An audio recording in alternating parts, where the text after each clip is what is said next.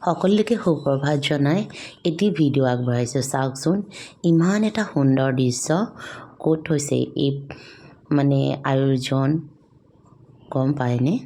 এয়া হৈছে আমাৰ তিনিচুকীয়া জিলাৰ গৰখীয়া ভোজ বুলি কয়।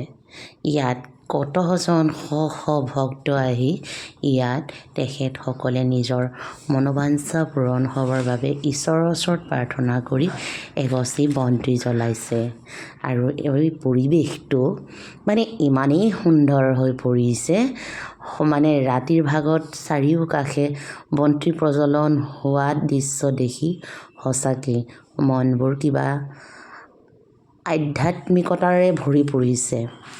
ভাল লাগে সকলোৱে যেতিয়া এনেকৈ একগোট হৈ ঈশ্বৰৰ ওচৰত প্ৰাৰ্থনা কৰে। আৰু এই বৃহৎ গছজোপা চাওকচোন, ইমান সুন্দৰ হৈ পৰিছে ৰাতিৰ পোহৰত।